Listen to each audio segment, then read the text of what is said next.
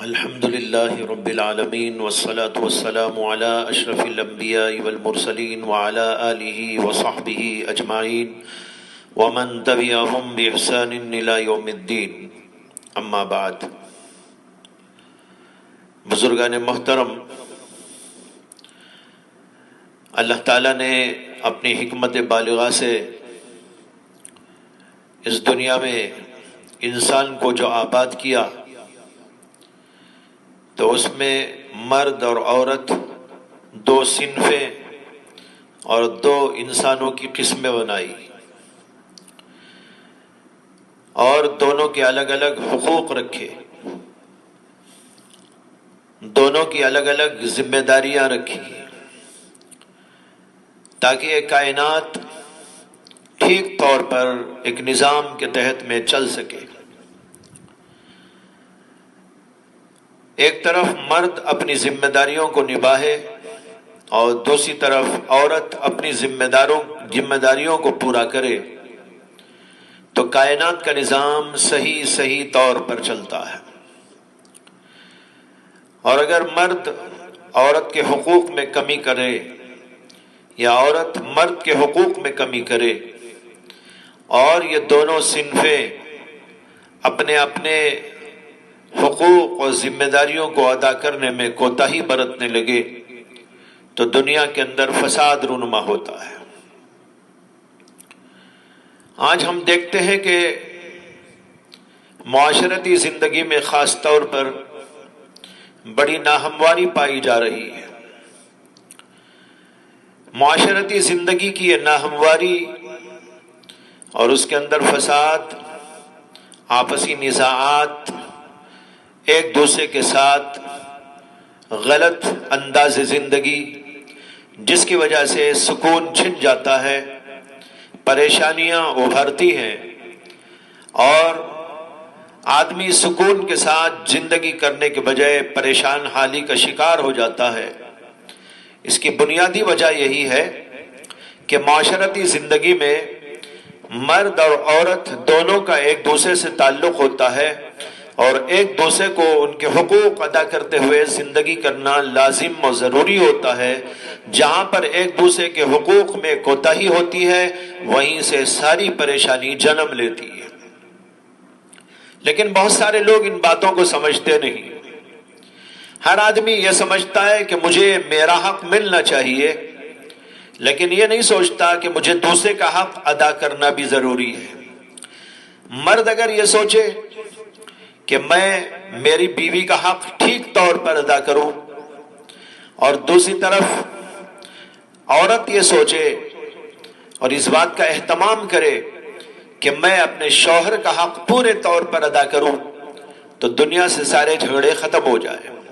وہ جھگڑے جو میاں بیوی کے درمیان پیدا ہوتے ہیں اور جس کی وجہ سے معاشرتی زندگی تباہ ہوتی ہے اور بڑے فسادات اور بڑے نزاعات اور عظیم جھگڑے پیدا ہوتے ہیں، یہ ساری چیزیں نمٹ جائیں، ختم ہو جائیں۔ اسی بات کے پیش نظر میں آج آپ حضرات کے سامنے مرد کے کیا حقوق عورت پر ہیں اس کے اوپر کلام کروں گا، اور ہو سکتا ہے کہ کل یا پرسوں دوسرے عنوان پر گفتگو کروں اور اس کے اندر یہ بتاؤں کہ ایک مرد پر عورت کے کیا حقوق لازم ہوتے ہیں۔ یہ حقوق الزوجین، میاں بیوی کے آپسی حق، یہ بہت اہم ہے زندگی گزارنے کے لیے، ایسی زندگی جس سے دنیا میں انسان کو راحت ملے، سکون ملے اور پھر اللہ بھی راضی ہو اور جنت بھی تیار ہو جائے۔ ایسی زندگی کے لیے ان حقوق کو ادا کرنا ایک دوسرے پر لازم ہے اور ضروری ہے۔ اس لیے میں آج ان حقوق کو بیان کروں گا جو عورت کے ذمے آتے ہیں مرد سے متعلق، کہ وہ کیا کیا ذمہ داریاں ہیں اور کیا کیا حقوق ہیں اور وہ کیا کیا آداب ہیں۔ ویسے مضمون بہت طویل ہے اور ایک مجلس میں کفایت نہیں ہو سکتی، لیکن میں بہت اختصار کے ساتھ اہم چیزوں کی طرف اشارہ کروں گا۔ سب سے پہلے تو میں ایک حدیث سناتا ہوں کہ اللہ کے نبی علیہ الصلوۃ والسلام کے حوالے سے حضرت انس بن مالک رضی اللہ تعالی عنہ نے ارشاد فرمایا، قال رسول اللہ صلی اللہ علیہ وسلم، المرأة اذا صلت خمسها وصامت شهرها واحصنت فرجها واطاعت بعلها فلتدخل من اي ابواب الجنة شاءت۔ فرمایا اللہ کے نبی علیہ الصلوۃ والسلام نے کہ عورت جب 5 وقتہ نماز کی پابندی کرتی ہے، اذا صلت خمسہا وصامت شہرہا، اور رمضان کے روزے رکھتی ہے، واحصنت فرجہا، اور اپنی شرمگاہ کی حفاظت کرتی ہے، عصمت اور پاک دامنی کا خیال رکھتی ہے، واطاعت بعلہا، اور اپنے شوہر کی اطاعت اور فرمانبرداری کرتی ہے، فلتدخل من ای ابواب الجنت شاءت، تو وہ عورت جنت کے جس دروازے سے چاہے داخل ہو جائے۔ یہ حدیث بہت اہم حدیث ہے اور اس کی طرف توجہ دینا چاہیے، اس لیے کہ اللہ کے نبی علیہ الصلوۃ والسلام نے اس کے اندر جنتی عورت کا تذکرہ اور جنتی عورت کی خصوصیات کو بیان کیا ہے۔ یہ حدیث حضرت ابو ہریرہ رضی اللہ تعالی عنہ سے بھی مروی ہے اور اس میں الفاظ تھوڑے سے الگ ہیں۔ اس کے اندر آتا ہے، قال رسول اللہ صلی اللہ علیہ وسلم، اذا صلت المرأة خمسها وصامت شهرها وحصنت فرجها واطاعت بعلها دخلت من اي ابواب الجنة شاءت۔ مطلب اس کا بھی وہی ہے کہ جب عورت 5 وقتہ نماز کی پابندی کرتی ہے، رمضان کے روزوں کا اہتمام کرتی ہے اور اپنی شرمگاہ کی حفاظت کرتی ہے اور اپنے شوہر کی اطاعت اور فرمانبرداری کرتی ہے، تو وہ عورت جس جنت کے دروازے سے چاہے داخل ہو جائے۔ اس کے اندر چند چیزیں ہیں جس کو خاص طور پر نوٹ کرنے کی ضرورت ہے۔ وہ یہ کہ اللہ کے نبی علیہ السلام نے اس کے اندر فرمایا، المرأة اذا صلت خمسہا، عورت جب 5 وقتہ نماز کی پابندی کرتی ہے، معلوم ہوا کہ سب سے پہلے تو اللہ کا حق ہے۔ اللہ کے حق میں نماز بہت اہم ترین عبادت ہے۔ عورتیں عام طور پر اس کے اندر کوتاہی کرتی ہیں، ان کو اس کا بڑا اہتمام کرنا چاہیے۔ اگر جنت میں جانا چاہتی ہیں اور ان کو وہ مقام ملنا ہے جو اس حدیث کے اندر بیان کیا گیا، تو ان کو چاہیے کہ وہ نماز کا بڑا خصوصی اہتمام کرے، اس لیے کہ نماز مسلمان کی عبادتوں میں سب سے زیادہ افضل ترین اور سب سے زیادہ اہم ترین عبادت ہے۔ اگرچہ ان کو کھانا پکانے، گھر بار کی بڑی ذمہ داریاں، بچوں کی دیکھ ریکھ اور مختلف کام کاج رہتے ہیں، لیکن اس کے باوجود وہ چونکہ گھر ہی میں رہتی ہیں تو ان کے لیے بہت آسان ہے کہ وقت کو ذرا ادھر ادھر کر کے، دوسری چیزوں کو ادھر ادھر کر کے نماز کے لیے وقت تلاش لیں اور نماز اہتمام کے ساتھ، وقت کی پابندی کے ساتھ میں پڑھا کریں۔ دوسری بات فرمائی، وصامت شہرہا، رمضان کے روزے، یہ بھی بڑی اہم ترین عبادت ہے، لہٰذا اس کو ذکر فرمایا گیا کہ جو عورت 5 وقتہ نماز کے ساتھ رمضان مبارک کے روزوں کا اہتمام کرتی ہے، وحصنت فرجہا، اور اپنی شرمگاہ کی حفاظت کرتی ہے۔ عفت اور پاک دامنی عورت کے لیے خصوصی اور لازمی چیز ہے۔ عورت کا امتیاز ہے کہ وہ اپنے آپ کو پردے میں رکھے، وہ اپنے آپ کو محفوظ رکھے، وہ اپنی شرمگاہ کی حفاظت کرے۔ ایک حدیث میں آتا ہے کہ ایک دفعہ اللہ کے نبی علیہ الصلوۃ والسلام کی مجلس ہو رہی تھی، حضرات صحابہ رضوان اللہ تعالی علیہ مجمعین بیٹھے ہوئے تھے، اور ان بیٹھے ہوئے لوگوں میں حضرت ابو بکر صدیق بھی تھے، حضرت عمر بن خطاب بھی تھے، حضرت عثمان غنی بھی تھے، علی مرتضیٰ بھی تھے، اور بہت سارے لوگ موجود تھے۔ اللہ کے نبی علیہ الصلوۃ والسلام نے اپنی مجلس میں کچھ باتیں ارشاد فرماتے فرماتے درمیان میں یہ پوچھا کہ کیا تم لوگ بتا سکتے ہو کہ عورت کے حق میں سب سے زیادہ بہترین چیز کیا ہے؟ جو صحابہ بیٹھے تھے وہ سوچتے رہے لیکن سمجھ میں کچھ نہیں آیا. بات آئی اور گئی، مجلس ختم ہو گئی، حضرات صحابہ اٹھ کر اپنے اپنے گھروں کو تشریف لے گئے. حضرت علی بھی مجلس کے اندر موجود تھے. وہ جب واپس ہوئے اپنے گھر تو حضرت فاطمۃ الزہرا رضی اللہ تعالی عنہا سے پوچھا کہ آج مجلس کے اندر اللہ کے نبی علیہ السلام نے ایسا سوال کیا لیکن ہم میں سے کسی کے پاس اس کا جواب نہیں تھا. حضرت فاطمۃ الزہرا نے کہا کہ اگر میں اس کا جواب دوں تو؟ حضرت علی نے کہا کہ بہت اچھا ہے، کل کی مجلس میں عرض کر دوں گا. حضرت فاطمۃ الزہرا نے فرمایا کہ اس کا جواب یہ ہے کہ عورت کے لیے سب سے زیادہ بہترین چیز یہ ہے کہ اس کی نگاہ کسی غیر محرم پر نہ پڑے اور کسی غیر محرم کی نگاہ عورت پر نہ پڑے. اس طرح وہ اپنے آپ کو محفوظ رکھے. اپنی شرمگاہ کی حفاظت ہی نہیں، اس سے پہلے یہ کہ اپنی آنکھوں کی حفاظت کرے. اپنی آنکھوں کی حفاظت اور دوسرے کی آنکھوں کو اپنے اوپر پڑنے دینے سے اپنے آپ کو محفوظ رکھنا. قرآن کریم میں اسی لیے آیا ہے کہ اللہ تبارک و تعالیٰ نے فرمایا نبی اکرم صلی اللہ علیہ وسلم سے خطاب کرتے ہوئے قل للمؤمنین یغضوا من ابصارهم ويحفظوا فروجهم، اور آگے فرمایا قل للمؤمنات یغضن من ابصارهن ويحفظن فروجهن. اے نبی علیہ السلام آپ مردوں سے کہہ دیجئے کہ وہ اپنی نگاہوں کو نیچے رکھے اور اپنی شرمگاہوں کی حفاظت کرے، اور عورتوں سے بھی کہہ دیجئے کہ وہ اپنی آنکھوں کو نیچے رکھیں اور اپنی شرمگاہوں کی حفاظت کریں. معلوم ہوا کہ یہ دونوں لازم ملزوم چیزیں. آنکھ بھٹکتی ہے تو پھر شرمگاہ بھی بھٹک جاتی ہے. بہرحال ایک بات اہم یہ فرمائی گئی وَحَسَّنَتْ فَرْجَهَا، کہ عورت اگر اپنی شرمگاہ کو محفوظ رکھتی ہے وَأَطَاعَتْ بَعْلَهَا، اور یہاں اسی لیے میں نے اس حدیث کو پیش کیا کہ اس کے اندر یہ جملہ آیا ہے وَأَطَاعَتْ بَعْلَهَا، کہ اپنے شوہر کی اطاعت کرے. دخلت من ای ابواب الجنت شاءت، تو ایسی عورت جنت کے جس دروازے سے چاہے داخل ہو جائے.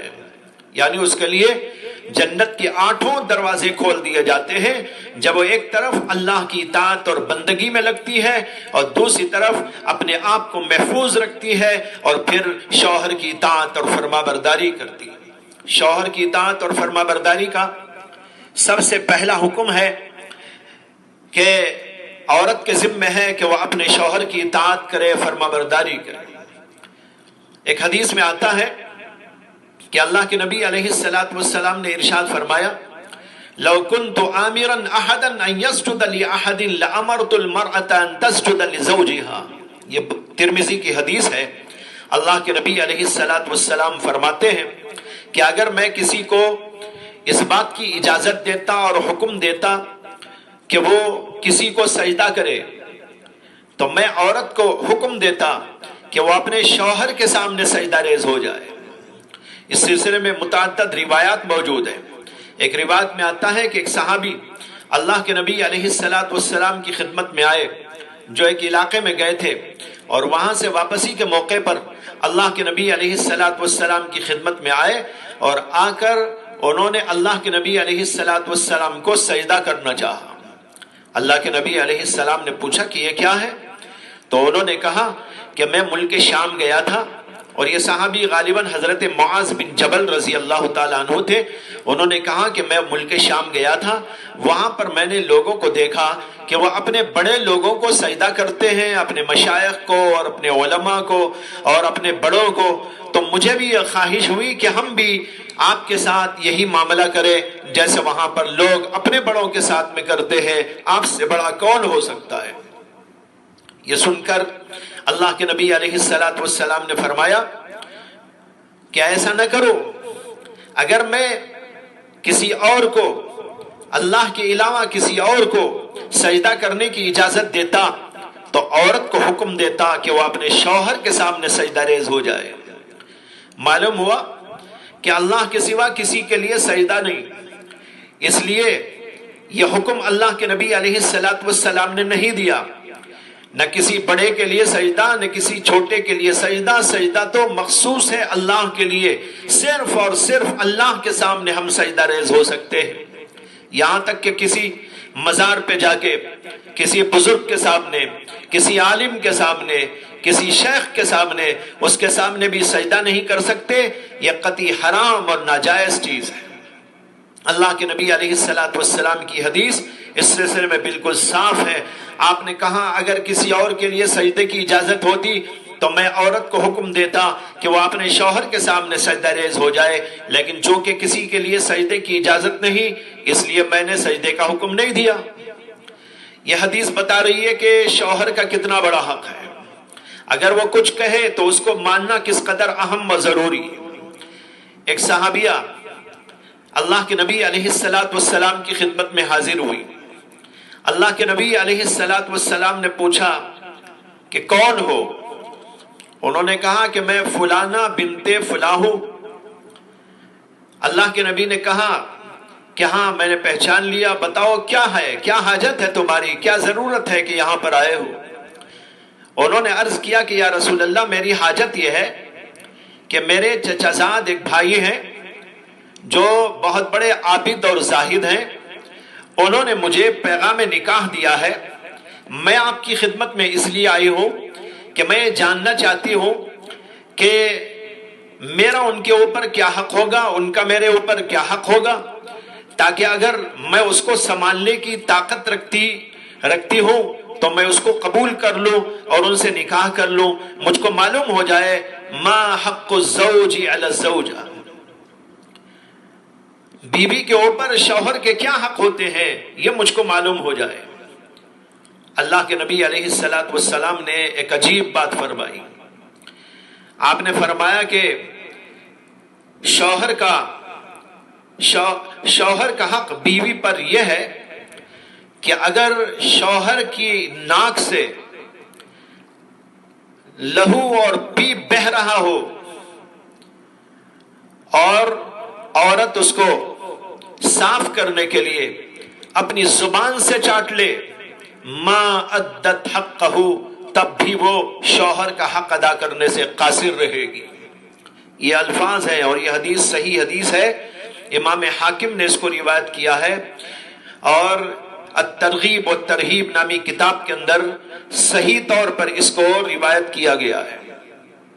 اس کے اندر دیکھیے اللہ کے نبی علیہ السلام فرماتے ہیں من حق الزوج علی الزوجہ ان لو سالت من خراہ دما وقیحا وصدیدا فلحسته بلسانها ما ادت حقہ، کہ اگر شوہر کی ناک سے لہو اور پیپ اور خون بہ رہا ہو اور عورت اس کو اپنی صفائی کے لیے اپنی زبان سے اس کو چاٹ لے تب بھی اس کا حق ادا نہیں ہوتا.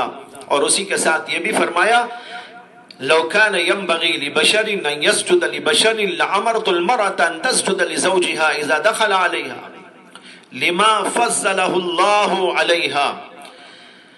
اگر کسی انسان کے لیے اس بات کی گنجائش ہوتی، یہ بات روا ہوتی کہ کسی اور انسان کو سجدہ کرے تو میں عورت کو حکم دیتا کہ وہ اپنے شوہر کے سامنے سجدہ کرے جب وہ اس کے پاس آئے، کیونکہ اللہ نے مرد کو اس کے اوپر فضیلت عطا فرمائی. یہ حدیث بتا رہی ہے کہ شوہر کی اطاعت، شوہر کی فرمانبرداری کس قدر اہم و ضروری ہے. عورت کے اوپر اس کا لحاظ اس کو کرنا چاہیے، اور اگر اس کی نافرمانی کرتی ہے تو اس وقت میں اللہ کی طرف سے اس کے لیے لعنت کے فیصلے ہوتے ہیں. ایک حدیث میں آتا ہے اللہ کے نبی علیہ السلام نے فرمایا کہ دو آدمی ایسے ہیں جن کی نماز ان کے سروں سے اوپر نہیں جاتی. دو آدمی ایسے ہیں کہ ان کی نماز ان کے سروں کے اوپر بھی نہیں جاتی. سروں کے اوپر نہیں جاتی تو پھر آسمان تک کیسے پہنچے گی، پھر وہ عرش تک کیسے پہنچے گی، وہ اللہ تک کیسے پہنچے گی، اور اللہ کے پاس موضع قبول میں کیسے واقع ہوگی. تو فرمایا کہ دو آدمی ایسے ہیں جن کی نماز ان کے سروں کے اوپر بھی نہیں جاتی. ایک وہ غلام جو اپنے آقا سے بھاگ کے چلا جائے، جب تک وہ واپس نہیں آئے گا اس کی نماز قبول نہیں ہوگی، اور دوسری عورت جو اپنے شوہر کی نافرمانی کرتی ہے جب تک وہ نافرمانی سے باز نہ آئے اس کی نماز قبول نہیں ہوتی۔ ایک اور حدیث میں آتا ہے کہ اللہ کے نبی علیہ السلام نے فرمایا کہ دو آدمی ہیں جو بہت سخت طور پر عذاب دیے جائیں گے، ایک عورت جو اپنے شوہر کی نافرمانی کرتی ہو، اور دوسرے وہ لوگوں کا امام جس سے کسی شرعی غلطی کی بنا پر لوگ کراہت کرتے ہو۔ عورت شوہر کی نافرمانی کرے، کہتے ہیں یہ بہت سخت عذاب دی جائے گی، اور دوسرے وہ امام جو ایسے لغو حرکتیں غلط کاریاں کرتا ہے اور پھر بھی امام بنا بیٹھا ہے جس کی وجہ سے لوگ اس کے پیچھے نماز پڑھنے سے کراہت کرتے ہیں۔ ایک تو یہ ہے کہ لوگ کسی غلطی کی وجہ سے نہیں، بلا وجہ کسی سے ناراض ہو جائے، جیسے کہ آج کل عام طور پر ہے کہ لوگ شرعی گناہ کی بنا پر، کسی غلطی کی بنا پر نہیں بلکہ خواہ طبعی باتوں کی وجہ سے بھی اماموں سے نفرت و کراہت کرتے ہیں۔ یہاں یہ مراد نہیں ہے، بلکہ مراد یہ ہے کہ شرعی کسی غلط کاری اور شرعی گناہ کی وجہ سے امام سے لوگ نفرت کریں اور کراہت کریں تو ایسا امام بن کر نماز پڑھاتا رہے تو اللہ کے نبی علیہ السلام کہتے ہیں یہ بھی وہ آدمی ہے جسے سخت طور پر عذاب دیا جائے گا۔ معلوم ہوا کہ عورت کو شوہر کی اطاعت اور فرمانبرداری کرتے رہنا چاہیے، اور اس کے لیے یہ جنت کا راستہ ہے۔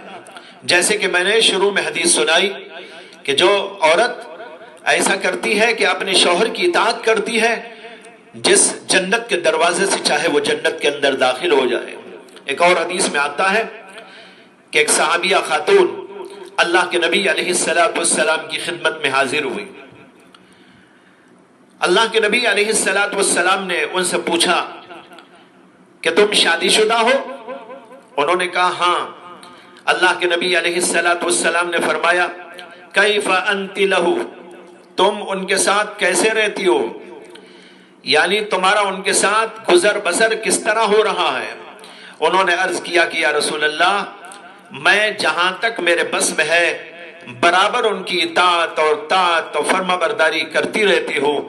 اللہ کے نبی علیہ السلام نے فرمایا ہاں دیکھنا کہ ان کے ساتھ کیسا رہنا ہے، فَإِنَّمَا هُوَ جَنَّتُكِ وَالنَّارُكِ، یہ الفاظ آئے ہیں فَإِنَّمَا هُوَ جَنَّتُكِ وَالنَّارُكِ، تیرا شوہر تیری جنت بھی ہو سکتا ہے، تیری دوزخ بھی ہو سکتا ہے، اگر اس کی اطاعت کرتی رہے تو وہ تیرے لیے جنت کا راستہ بنے گا، اور اگر تو اس کی نافرمانی کرے تو ہو سکتا ہے کہ وہی شوہر تیرے لیے جہنم کا راستہ بن جائے۔ معلوم ہوا کہ شوہر کی فرمانبرداری اور اس کو خوش رکھنے کی فکر کرتے رہنا یہ عورت کی ذمہ داری ہے۔ عورت کے اوپر بہت بڑا حق ہے کہ اس کو نبھاتی رہے اور اس کے خلاف نہ کرے، جیسے کہ میں نے احادیث کی روشنی میں آپ کو بتا دیا۔ ایک حدیث میں آتا ہے کہ اللہ کے نبی علیہ السلام سے پوچھا گیا کہ بہترین عورت کون ہے؟ اللہ کے نبی علیہ السلام نے فرمایا التی تطیع اذا امر وتسر اذا نظر وتحفظه في نفسها وماله، فرمایا کہ وہ عورت سب سے زیادہ بہترین عورت ہے، خیر والی عورت ہے، جو عورت کی اطاعت کرتی ہے شوہر کی جب وہ کسی بات کا حکم دیتا ہے، اور خوش کر دیتی ہے اس کو جب اس کی طرف وہ دیکھتا ہے، اور اس کے اپنی جان کے اعتبار سے اور شوہر کے مال کے اعتبار سے حفاظت کرتی رہتی ہے، یعنی اپنی جان کو کسی غلط جگہ پر نہیں لے جاتی اور اس کے مال کی بھی حفاظت کرتی رہتی ہے، ایسی عورت سب سے زیادہ بہترین عورت ہے۔ تو معلوم ہوا کہ عورت کا ایک ذمہ یہ بھی ہے کہ وہ شوہر کو خوش رکھے، شوہر کے ساتھ ایسا معاملہ اختیار کرے جس سے کہ شوہر کو خوشی ہو، راحت ہو اور فرحت محسوس ہو۔ یہی مطلب ہے اس کا تسر اذا نظر۔ اطاعت کے بارے میں تو پہلے آ چکی ہے بات، اس حدیث کے اندر سنانے کی بات یہ ہے کہ اللہ کے نبی نے فرمایا تسر اذا نظر، جب مرد اس کو دیکھے تو اس کو خوش کر دے، اس کا انداز ایسا ہو جس سے کہ شوہر کو خوشی ہو، شوہر کو راحت ہو۔ اس کو دیکھنے سے مراد اس کے چہرے کو دیکھنا بھی ہو سکتا ہے، اس کے کاموں کو دیکھنا بھی ہو سکتا ہے، اور جو ذمہ داریاں وہ دے کر گیا تھا ان کی طرف نظر کرنا بھی ہو سکتا ہے۔ اذا نظر، جب وہ دیکھے، کیا دیکھے؟ عورت کے چہرے کو دیکھے تو اس کا انداز ایسا ہو جس سے کہ مرد کو خوشی ہو جائے۔ مرد آیا اور اس نے منہ بنا کر بات کیا، ایسے انداز سے جواب دیا، ایسے انداز سے گفتگو کی جس سے کہ اس کی دل کی خوشیاں ہی اڑ گئی، یہ عورت کے لیے نازیبا کردار ہے، غلط طریقہ ہے۔ عورت ایسے انداز سے رہے کہ شوہر اس کو دیکھے تو اس کو خوشی ہو جائے۔ اس میں کئی چیزیں آ گئی، کپڑوں کے اعتبار سے، رہائش کے اعتبار سے، بول چال کے اعتبار سے، کام کاج کے اعتبار سے، ذمہ داریوں کو نبھانے کے اعتبار سے، کھانا اور ضرورت کی چیزوں کو مہیا کرنے کے اعتبار سے، ان سب چیزوں سے اس کو راحت اور خوشی ہو جائے۔ ایک ہوتا ہے کہ چہرے کو دیکھ کر خوش ہوا، اور ایک یہ ہے کہ گفتگو کے انداز کو دیکھ کر خوش ہوا کہ وہ اچھے انداز سے گفتگو کرے، کوئی جواب ایسا الٹا سیدھا نہ دے، غلط انداز سے بات چیت نہ کرے، غصے کا انداز اختیار نہ کرے، چڑپڑ نہ کرے۔ اسی طریقے پر جو ذمہ داریاں دے کر گیا تھا وہ ذمہ داریاں وہ پوری کر کے رکھے، گھر کی صفائی کا نظام، برتنوں کی صفائی کا نظام، گھر کو ٹھیک ٹھاک رکھنے کا نظام، اور اسی طرح کھانا وقت پر پکانے کا نظام، بچوں کی تربیت اور بچوں کے لیے راحت کا انتظام، شوہر کے لیے راحت کا انتظام، اس کے بستر کا انتظام، یہ سب چیزیں اذا نظرہ کے اندر داخل ہو گئی۔ ایک چھوٹا سا جملہ ہے، لیکن اللہ کے نبی علیہ السلام نے اس چھوٹے سے جملے کے اندر بہت کچھ کہہ دیا، بہت کچھ کہہ دیا، زندگی کا خلاصہ اس کے اندر آ گیا ہے۔ تو کہتے ہیں وَتَسُرُّ إِذَا نَظَرَ۔ اور تیسری ذمہ داری یہاں پر بتائی کہ اپنے جان کے اعتبار سے بھی اور شوہر کے مال کے اعتبار سے بھی حفاظت کا نظام قائم رکھے۔ وَتَحْفَظُهُ فِي نَفْسِهَا وَمَالِهِ، اپنی جان کی حفاظت، عصمت، پاک دامنی کا لحاظ، اور دوسری بات یہ فرمائی کہ شوہر کے مال کی حفاظت۔ شوہر باہر جاتا ہے، کام کاج میں لگتا ہے، کبھی صبح جا کر شام میں آتا ہے، اور بعض ایسے ہوتے ہیں کہ رات میں جا کے صبح آتے ہیں، بہت سے ایسے بھی ہوتے ہیں دو تین چار دن یا 8 دن کے لیے باہر اپنی ذمہ داریوں کو سنبھالنے جاتے ہیں، کوئی تجارت کی منڈیوں میں گھومنے کے لیے باہر سفر میں رہتے ہیں۔ ایسی صورت کے اندر عورت کی ایک بہت بڑی ذمہ داری ہے جو اس کے اندر بتائی گئی کہ شوہر کے مال، اس کا گھر، اس کی جائیداد اور اس کے گھر کی چیزیں، ان سب چیزوں کی حفاظت پورے طور پر کرتی رہے، اور اسی کے ساتھ اپنی جان کی حفاظت کرے، یعنی اپنی شرمگاہ کی حفاظت کرے، اس کے اندر کوئی خیانت کی بات نہ ہو۔ یہ ہے اس حدیث کا مطلب۔ جب عورت ایسا کردار ادا کرتی ہے، اس انداز سے رہتی ہے، تو اللہ کے نبی علیہ السلام کی احادیث بتا رہی ہے کہ اس کی وجہ سے عورت کا مقام کس قدر بڑھ جاتا ہے۔ ایک اور حدیث میں یہ آتا ہے کہ اللہ کے نبی علیہ السلام نے حجۃ الوداع کے موقع پر خطبہ دیتے ہوئے فرمایا، لا تنفق امرأة شيئا من بيت زوجها الا بإذن زوجها قيل يا رسول الله ولا الطعام قال ذاك افضل اموالنا۔ حدیث کا مطلب یہ ہے کہ اللہ کے نبی علیہ السلام نے حجۃ الوداع کے موقع پر خطبہ دیتے ہوئے فرمایا تھا کہ کوئی عورت اپنے شوہر کے گھر کے مال میں سے خیرات نہ کرے، یا یہ کہ بغیر اس کی اجازت خرچ نہ کرے، الا باذن زوجها۔ لا تنفقو کے 2 معنی ہو سکتے ہیں، یعنی عام خرچہ یا یہ کہ اللہ کے راستے میں خرچہ۔ فرمایا لا تنفقو امرأة شیئا من بیت زوجها، اپنے شوہر کے گھر کے مال میں سے کسی بھی چیز کو وہ خرچ نہ کرے، یعنی خیرات بھی نہ کرے، اور یہ کہ ویسے ہی کوئی خرچہ آئے تو وہ خرچہ بھی نہ اٹھائے، الا باذن زوجها، مگر شوہر کی اجازت سے کرے۔ اللہ کے نبی علیہ السلام سے پوچھا گیا کہ یا رسول اللہ ولا الطعام، کیا عورت کو غلہ اور اناج وغیرہ بھی خرچ نہیں کرنا چاہیے بغیر شوہر کی اجازت کے؟ اللہ کے نبی علیہ السلام نے فرمایا ذاک افضل اموالنا، یہ تو مالوں میں سے سب سے زیادہ بہترین مال ہے۔ جب عام مالوں کے اندر یہ ہے کہ اس کی اجازت کے بغیر خرچ نہیں کر سکتے، تو اس کے اندر تو بدرجہ اولا خرچ نہیں کرنا چاہیے۔ یہ بھی ترمذی شریف کی حدیث ہے۔ اس حدیث سے معلوم ہوا کہ عورت کی ذمہ داری ہے کہ شوہر کے گھر کی حفاظت کرے، اس کے مال کی حفاظت کرے، اور بغیر اس کی اجازت کے اس میں سے خرچ نہ کرے۔ ہاں، جو اس کو خرچ کرنے کی اجازت ہے، چاہے وہ اجازت زبانی طور پر اس نے دی ہو یا دلالتاً اس سے اجازت معلوم ہوئی ہو، دونوں صورتوں میں عورت کو خرچ کرنے کی اجازت ہے۔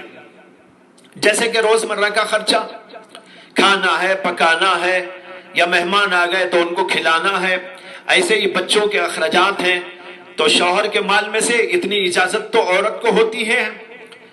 زبانی کبھی ہوتی ہے، زبانی نہیں ہے تو دلالتاً تو ہوتی ہی ہے۔ اس لیے کہ شوہر کی یہ ذمہ داریاں ہیں، اس کے اعتبار سے تو اس بات کی اجازت ہے کہ عورت خرچ کر سکتی ہے۔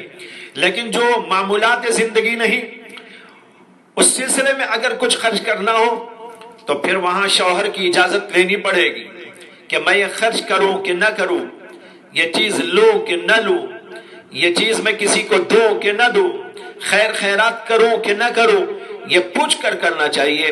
ہاں، اگر کسی کا شوہر ایسا ہے جو عورت کی ایسے موقع پر ان باتوں سے رضامند ہو جاتا ہو اور اجازت دے دیتا ہو، اور بیوی کو اس بات کا اطمینان ہو کہ میں اگر خرچ کر دوں اور بعد میں اس کو بتا دوں تو شوہر اس کو قبول کر لے گا، تو ایسی صورت میں اس بات کی اجازت ہو سکتی ہے۔ بہرحال اس بات سے یہ بتانا ہے کہ شوہر کا مال اس کے پاس رہتا ہے، اس کے گھر بار کی ذمہ داری اس کے اوپر رہتی ہے، تو اس لیے اس کا با اہتمام کرنا چاہیے کہ عورت ان سب چیزوں کی حفاظت کرتی رہے۔ یہ چند چیزیں تھی جو بتا رہی ہیں احادیث کی روشنی میں کہ عورت کی ذمہ داری ہے کہ شوہر کی اطاعت کرے، جو بولے اس کو قبول کر لے۔ یہ اس صورت میں ہے جبکہ وہ خلاف شرع کوئی بات نہ کہے، اور اگر خلاف شرع بات کہے تو وہاں ماننے کی اجازت نہیں ہے۔ یہ عام حالات کی بات ہے، جہاں خلاف شرع کوئی بات نہیں، وہاں شوہر کی بات ماننی چاہیے اور اس کو راضی رکھنے کی فکر کرتے رہنا چاہیے، اور اگر اس کی ناراضگی ہو جاتی ہے تو اللہ بھی ناراض ہوتے ہیں، اور ایسی عورت پر اللہ کی طرف سے لعنت ہوتی ہے۔ اور جو شوہر کی نافرمانی کرتے ہوئے رات گزارتی ہے، اس کے لیے تو وعید آئی ہے کہ اللہ کے نبی علیہ السلام نے فرمایا کہ اللہ تبارک و تعالیٰ اس کے اوپر غضبناک ہوتے۔ چنانچہ ایک حدیث میں ہے کہ اللہ کے نبی علیہ السلام نے فرمایا کہ جو عورت اپنے شوہر کو ناراض کر کے رہتی ہے، رات اسی طرح گزارتی ہے، تو اللہ تبارک و تعالیٰ کا غضب اس کے اوپر ہوتا ہے۔ تو اس سے معلوم ہوا کہ شوہر کی اطاعت کے ساتھ اس کو خوش رکھتے رہنے کی فکر کرنا چاہیے۔ یہ حسن معاشرت کا تقاضا بھی ہے، اور پھر یہ کہ اس کے مال کی حفاظت کرے۔ اور میں نے عرض کیا کہ جب اس کو دیکھے تو خوش کر دے، اس کو دیکھنے کا مطلب بھی عرض کر چکا ہوں، مختلف حالات کے اعتبار سے فرمایا گیا۔ چہرے کو دیکھیں تو اس وقت بھی ایسا انداز ہو جس سے کہ شوہر کو خوشی ہو، اس کے کپڑوں کو دیکھے تو اس وقت بھی اس کو خوشی ہو۔ اسی لیے حکم دیا گیا ہے کہ عورت بن کر صبر کر رہے، ایسی حالت میں نہ رہے جس کو دیکھ کر شوہر کو کراہت پیدا ہو، شوہر کو نفرت پیدا ہو اور اس کو غصہ آئے، بلکہ اس کے لیے تیاری کرنا چاہیے۔ اور پھر اسی طرح گھر بار کو کیسے رکھے، بستر کو کیسے رکھے، کپڑوں کو کیسے رکھے، ضرورت کی چیزوں کو کیسے رکھے، اور ذمہ داریوں کو کیسے نبھائیں، یہ سب چیزیں اس کے اندر داخل ہو گئی۔ اس طریقے پر جب عورت اپنے شوہر کے ساتھ زندگی کرتی ہے تو اس سے ہنسی خوشی کی زندگی ملتی ہے، اور اس سے گھر کے اندر ایک ماحول خوشی کا، راحت کا، اور ایک دوسرے کے ساتھ جو ہے فرحت کا اور انبساط کا اور انشراح کا ملتا ہے، اور اس سے دنیا بھی بنتی ہے اور آخرت بھی بنتی ہے۔ دنیا کے اعتبار سے بھی جیسے کہ ہم نے سمجھا کہ ایسے موقع پر خوشیاں رہتی ہے، گھر کے اندر آرام رہتا ہے، سکون رہتا ہے، راحت رہتی ہے، اور اگر اس کے خلاف ہوتا ہے تو فساد پیدا ہوتا ہے، جھگڑے پیدا ہوتے ہیں، اور اس کی وجہ سے راحتیں ختم ہو جاتی ہیں، سکون چھن جاتا ہے، پریشانیوں میں مبتلا ہو جاتے ہیں۔ ان ساری چیزوں سے بچنے کا علاج یہ ہے کہ شوہر کے ساتھ اس طرح وفاداری کے ساتھ میں رہے، اس طرح اطاعت کے ساتھ میں رہے، اس طرح اس کی ذمہ داریوں کو ادا کرتے ہوئے رہے، تو اس سے خوشی اور راحت گھر کے اندر باقی رہتی ہے۔ ایک طرف یہ دنیاوی اعتبار سے خوشیاں ہو گئی، اور دوسری طرف یہ کہ اللہ راضی ہوگا اور اللہ کی رضا سے جنت حاصل ہوگی۔ اور جیسے کہ حدیث آپ نے سن لیا ہے کہ جس دروازے سے چاہے وہ جنت کے اندر داخل ہو جائے، یا اللہ کے نبی علیہ السلام نے ارشاد فرمایا۔ اس طرح رہنے کی کوشش عورتوں کو کرنا چاہیے۔ آج کل عورتیں یہ ہمارا پیغام گھر بیٹھے سن رہی ہیں، اور خاص طور پر میں نے انہی عورتوں سے خطاب کرنے کے لیے یہ مضمون آج پیش کیا ہے، لہٰذا میں گزارش کرتا ہوں کہ ان باتوں کی طرف توجہ دیں۔